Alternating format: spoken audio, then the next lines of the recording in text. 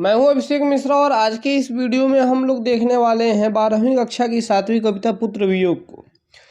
पुत्र वियोग को देखने से पहले उसकी कवित्री सुभद्रा कुमारी चौहान को हम देख लेते हैं कि उनके बारे में क्या क्या आपकी किताब में लिखा हुआ है, क्योंकि ऑब्जेक्टिव में कवि परिचय से बहुत सारे प्रश्न पूछे जाते हैं। और आपको पता है कि आजकल मतलब 12वीं की परीक्षा में 50% क्वेश्चन जो हो रहे हैं, 50% मार्क्स जो हो रहे हैं वो ऑब्जेक्टिव से ही आपको प्राप्त हो रहे हैं।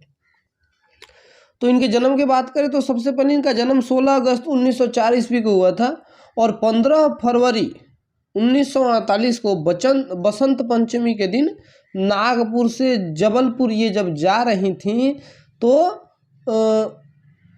इन कार दुर्घटना में इनकी मृत्यु हो गई।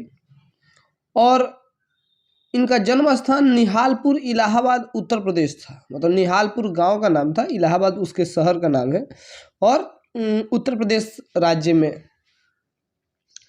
और इनके माता पिता श्रीमती धीराज कुंवर और ठाकुर रामनाथ सिंह थे। और इनके बारे में जो भी बातें लिखी हुई हैं उसको आप अपने से देख लेंगे। मुख्य रूप से इनकी रचनाओं को देखिए, क्योंकि रचनाओं के बारे में पूछा जाता है कि हाँ ये प्रश्न मतलब रचना का किसी नाम दे दिया जाएगा और कहा जाएगा कि ये किसकी लिखी हुई रचना है। तो जैसे इनकी मतलब रचना कृतियों की बात करें तो ये मुकुल नाम का कविता संग्रह 1930 में लिखी थी, तो इसको याद कर लीजिएगा मुकुल को, है ना। ये मुकुल नाम का कविता संग्रह 1930 में लिखी थी। फिर त्रिधारा है और बिखरे मोती ये कहानियों का संग्रह है। और सभा के खेल ये भी इनके कहानियों का संग्रह है। मुकुल को याद करिएगा सबसे पहले, क्योंकि मुकुल के लिए इनको 1930 में हिंदी साहित्य सम्मेलन का शेकसरिया पुरस्कार इनको प्राप्त था। तो हालांकि यह बहुत महत्वपूर्ण नहीं है। इनके बारे में अगर बात करें तो ये भारतेंदु युग की कवि है ना। ये पूछा जाता है कि सुभद्रा कुमारी चौहान किस युग की कवि हैं, तो आप बताएंगे ये भारतेंदु युग की कवि मानी जाती हैं और राष्ट्रवादी कवि हैं, है ना। राष्ट्र के बारे में इनकी ज़्यादातर कविताएं आप पढ़ेंगे तो देश के बारे में ही होंगी, परंतु ये कविता मुख्य रूप से पुत्र वियोग इनके पुत्र के प्रति प्रेम को दिखाता है। इनके पुत्र का निधन हो जाता है और उसी शोक में डूबी हुई ये कविताएं लिखती हैं, इस कविता को लिखती हैं। तो इस कविता पर आते हैं। ये बेहद आसान भाषा में है, बाकी कविताओं की तरह आपको बहुत ज़्यादा मेहनत नहीं करना पड़ेगा, क्योंकि ये आपको एक बार पढ़ के समझ में आ जाना है। तो पढ़ते हैं। आज दिशाएं भी हंसती हैं, है उल्लास विश्व पर छाया, मेरा खोया हुआ खिलौना अब तक मेरे पास ना आया। कहने का मतलब है कि आज चारों दिशाएं हंस रही हैं जैसे रोज हंसती हैं, उनके ऊपर कोई गम नहीं है, पूरे विश्व पर रोज की तरह हमेशा की तरह उल्लास छाया हुआ है। लेकिन मेरा खिलौना अर्थात मेरा पुत्र, एक माँ के लिए खिलौना उसका पुत्र ही होता है, तो मेरा खिलौना अब तक मेरे पास नहीं आया है। शीत न लग जाए इस भय से, नहीं गोद से जिसे उतारा। शीत कहते हैं जब जाड़े के दिनों में ओस की बूंदें जमीन पर गिरती हैं तो उसे शीत कहा जाता है, ठंड। तो उसे शीत नहीं लग जाए इसके चलते कभी वो उसे गोद से नहीं उतारती थी।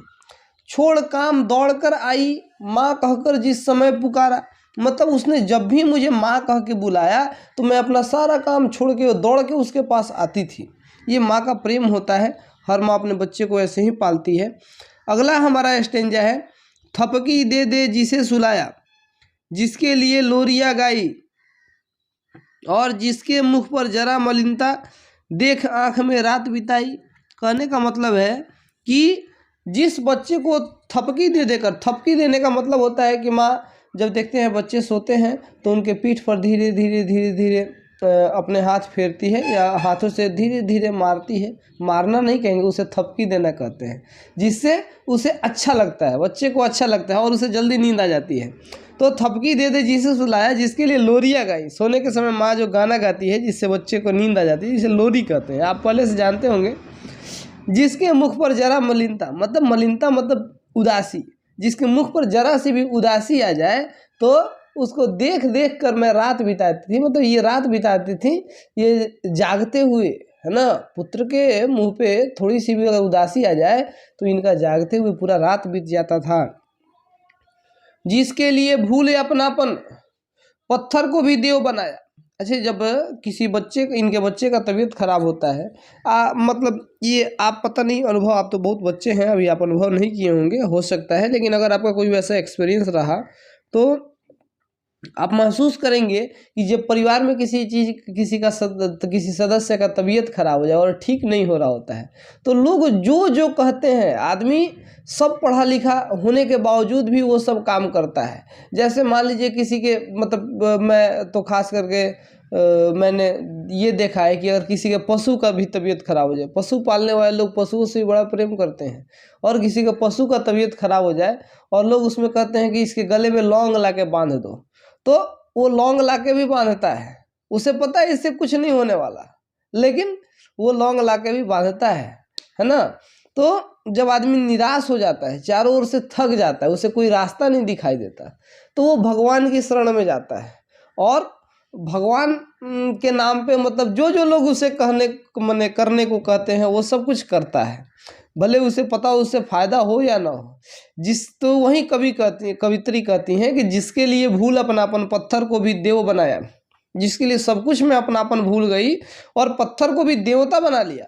कहीं नारियल दूध बतासे, कहीं चढ़ाकर शीश नवाया। मतलब कहीं नारियल चढ़ाया, कहीं दूध चढ़ाया, कहीं बतासा चढ़ाया, और कहीं शीश नवाया, मतलब शीश झुकाया। फिर भी कोई कुछ न कर सका, छिन ही गया खिलौना मेरा। मैं असहाय विवश हो बैठी रही, उठ गया छौना मेरा। छौना कहते हैं हिरण के बच्चे को। हिरण का बच्चा बड़ा नाजुक होता है, बड़ा प्यारा होता है, बड़ा कोमल होता है, इसलिए कवित्री अपने बच्चे को छौना कहती हैं। तो यानी कि इनका बच्चा भी इनके लिए उतना ही प्यारा था, और कोई कुछ नहीं कर सका। इनका बच्चा खो गया मतलब उसका निधन हो गया, कोई कुछ न कर सका, इनका खिलौना छिन गया, है ना। और ये असहाय थी, विवश थी, कुछ नहीं कर पाई, इनका बच्चा इनसे दूर हो गया। तड़प रहे हैं विकल प्राण ये, मुझको पल भर शांति नहीं है। वह खोया धन पा न सकूंगी, इसमें कुछ भी भ्रांति नहीं है। अर्थात मेरे ये प्राण जो हैं वो तड़प रहे हैं, मुझको एक पल के लिए भी शांति नहीं मिल रही है। मैंने जो खो दिया, जो धन मैंने खो दिया, माँ के लिए सबसे बड़ा धन उसका पुत्र ही होता है, तो मैंने जो धन खो दिया वो मैं कभी नहीं पा सकूंगी। इसमें मुझे कोई भ्रांति नहीं होती, इसमें कोई संदेह नहीं है। फिर भी रोता ही रहता है, नहीं मानता है मन मेरा। मतलब फिर भी मेरा मन मानता नहीं है, मैं उसे कभी पा नहीं पाऊंगी मुझे पता है, लेकिन मेरा मन नहीं मानता है। बड़ा जटिल नीरस लगता है सूना सूना जीवन मेरा। मेरा जीवन बड़ा नीरस हो गया, इसमें कोई आनंद नहीं है, क्योंकि मेरा खिलौना तो चला गया, जिसके लिए मेरा जीवन था वो मुझसे दूर चला गया। अब मेरा जीवन बड़ा नीरस हो गया है। यह लगता है एक बार यदि पल भर भी उसको पा जाती, जी से लगा प्यार से सर सहलाकर उसको समझाती।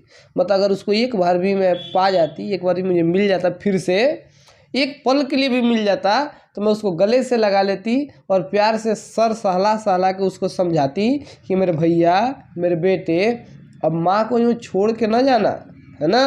बड़ा कठिन है बेटा को खोकर और माँ अपने मन को समझा ले, ये इसका अर्थ है ना।